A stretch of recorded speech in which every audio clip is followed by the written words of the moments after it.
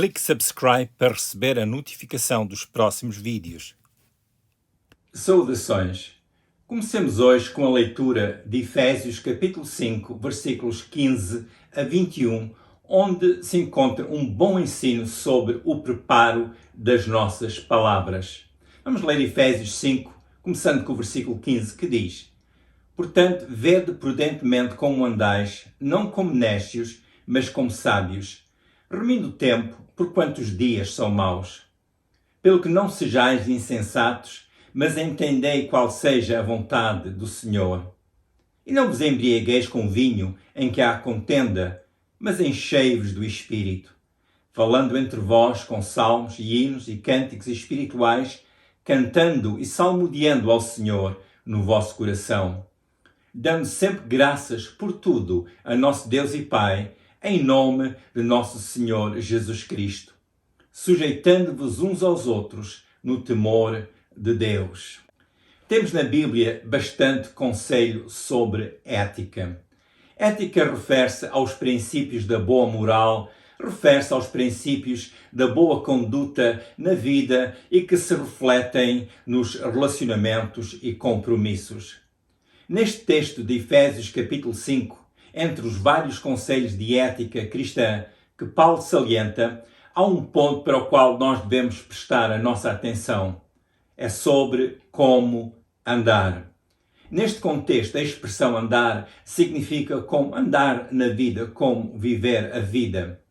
O apóstolo diz para andarmos como sábios, no versículo 15, e ao mesmo tempo remindo o tempo, visto os dias serem maus. A expressão remir o tempo significa fazer o melhor aproveitamento do tempo que nós temos. Se o tempo é como um campo preparado para a sementeira, remir o tempo significa usar bem todas as oportunidades e os melhores meios para semear o bem. O conselho de Paulo é que devemos andar de forma sensata e entender qual a vontade do Senhor. Quando os dias são maus, é tão importante nós buscarmos e entendermos a vontade de Deus, seja para nós no sentido particular, seja nos nossos relacionamentos, isto é, como lidar uns com os outros, dado que os outros também estão na mesma situação. Estamos todos a enfrentar dias maus. Tomando em conta este princípio de entender qual a vontade de Deus, é bom considerar o princípio de falarmos uns com os outros. Portanto, no contexto dos dias são maus e de entender a vontade de Deus, como falar uns com os outros. Iremos ver um pouco mais sobre este princípio mais adiante. E vamos ver que requer refletir sobre as nossas palavras e, dado o nosso contexto, reconhecemos a importância de palavras de ânimo. Palavras que possam animar os outros a reconhecer qual é a vontade de Deus para as suas vidas, qual o propósito de Deus para as suas vidas perante as circunstâncias que eles enfrentam. Depois da referência à vontade do Senhor, e no versículo 18, lemos que está escrito que não haja um embriagar com vinho. O texto mostra-nos que a embriaguez dá lugar à contenda. A embriaguez pode dar lugar a um comportamento que não é apropriado. A embriaguez pode dar lugar a um estado de mente, de onde podem sair as piores decisões, de onde podem sair palavras de contenda. E do estado da intoxicação podem sair palavras que são como sementes que produzirão mais adiante as ervas daninhas. A embriaguez pode dar lugar a ambientes em que se geram todo tipo de consequências indesejadas. Quando os dias são maus, como referido no versículo 16, as pessoas fazem o mais que podem para aliviar as suas circunstâncias. A expressão dias maus no texto original significa dias carregados com dor e agonia que acompanham o mal. É nestas alturas que a tendência para o vinho aumenta. E muitos o fazem para, pelo menos por algum tempo, esquecer as aflições que os maus dias trazem ou que estão a passar. E aí diz Paulo que há então a contenda.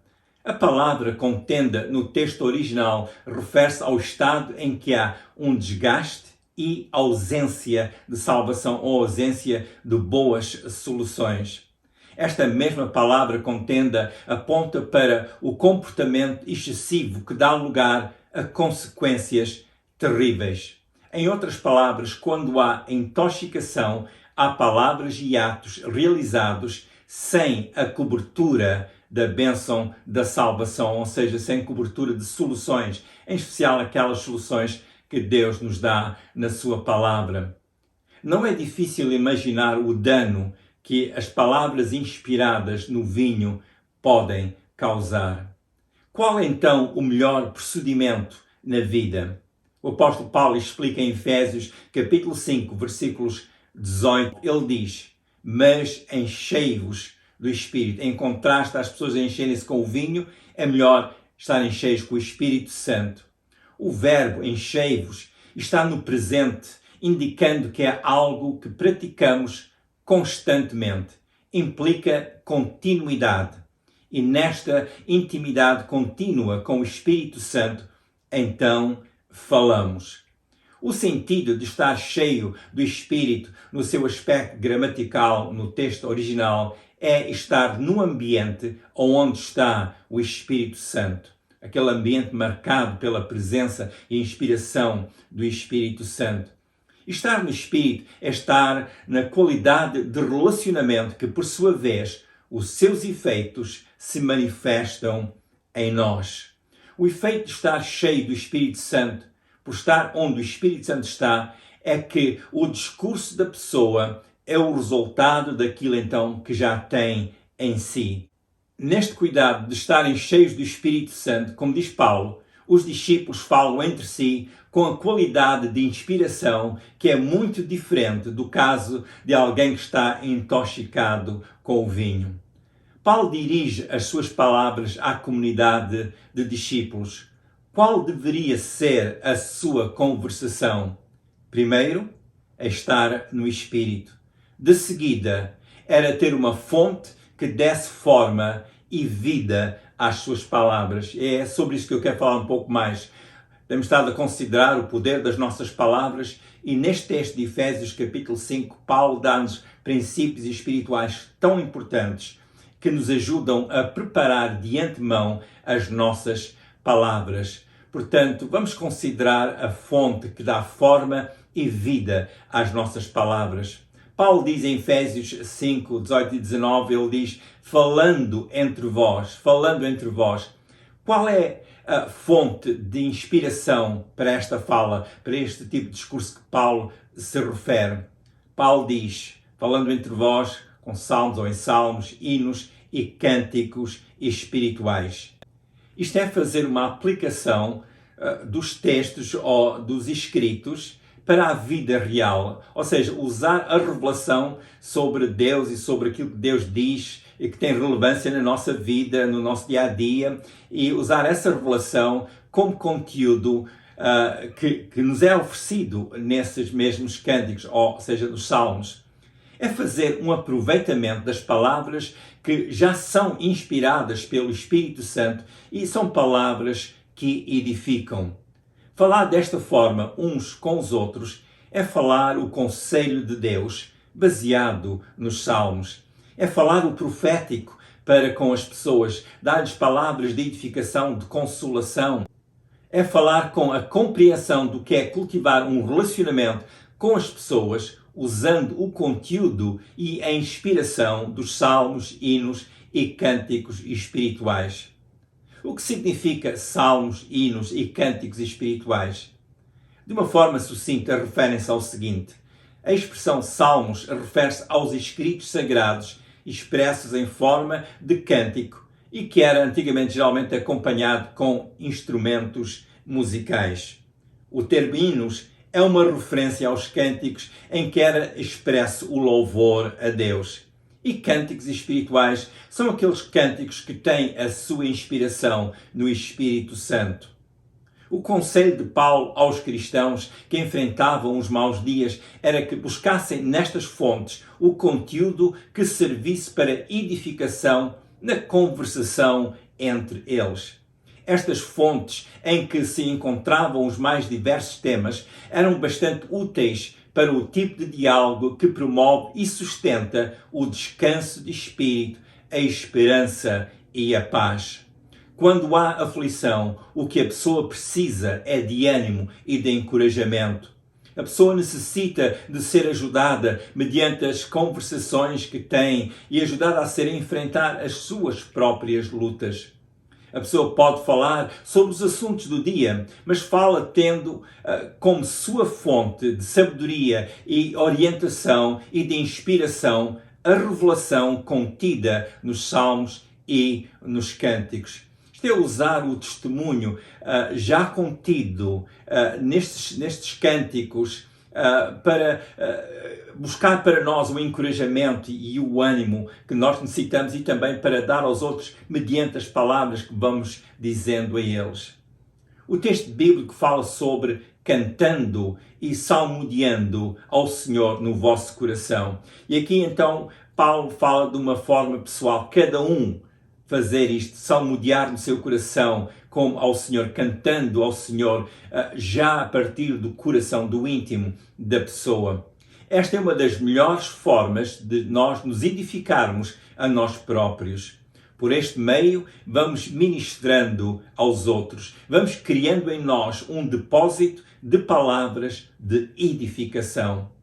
Estas palavras primeiro servem para nós, isto é, primeiro ajudam-nos.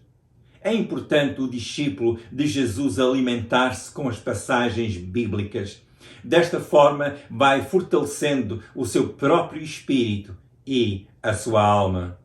Um ponto bastante importante acerca desta prática de primeiro ministrar a nós mesmos é que, por este meio, vamos tendo o nosso próprio testemunho sobre o poder da provisão de Deus, que vem a nós nos dias maus. Mesmo nos dias maus, há provisão de Deus até para as nossas palavras.